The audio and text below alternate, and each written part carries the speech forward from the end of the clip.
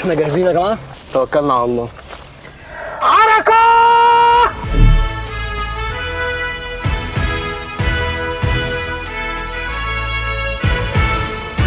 السلام عليكم، اتفضلوا استريحوا.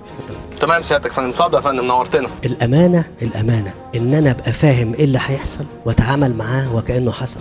لكن لو أنا قلت أنا مش هبقى موجود في الوقت دوت واللي موجودين ربنا يوفقهم وأنا كنت شايف وفاهم اللي هيحصل للبلد دي،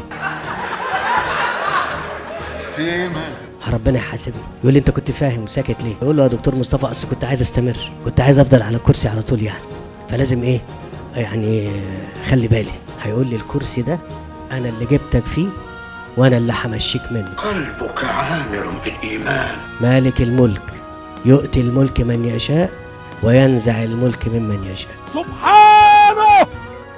سبحانه من وهب القوة. دايما بتكلم على ان قضية الوعي هي اخطر قضية. الناس بتشوف واقع وبتقول الواقع ده مين السبب فيه؟ الميه والنور بقوا الكتروني والدفع مقدم والتراب هدوها والشوارع عاملين لها رسوم وكل حاجه غليت يا حاج. مش عايزيننا ننزل من البيت، احنا كده مش قادرين نعيش. يعني تقول لي كل وعيش كده ولا ما تاكلش وتعيش زي ما انا بعمل دلوقتي؟ لا، ما اكلش واعيش بالشكل الادمي المحترم اللي احنا بنتكلم فيه. ومال يا اخوك نستحمل، احنا في مرحله انتقاليه يا حاج عبد الستار، احنا جيل عشنا عمرنا كله مراحل انتقاليه. تقول لي طب ما انت مش انت، احنا حلينا المساله مش كده يا دكتور مصطفى؟ طب انتوا حليتوها ازاي؟ مش كده؟ لا، ده فضل كبير قوي قوي من ربنا على مصر. اللي مالوش خير في حاتم مالوش خير في مصر. مالوش خير في مين؟ في مصر. هقول لكم على حاجه، الناس استغربت قوي لما اتكلمت في رغيف العيش. قال لك انت بتتكلم في الموضوع ده ليه؟ رغيف العيش؟ اسكت اسكت اسكت. يقول لك الله، ما انت ماشي كويس والناس كلها بتحبك، مال بتعمل كده ليه؟ لا لا لا، يقول لك مالكش دعوه بالحاجه. لا لا، مفيش حاجه اسمها ماليش دعوه. الفلوس حاضر يا فندم.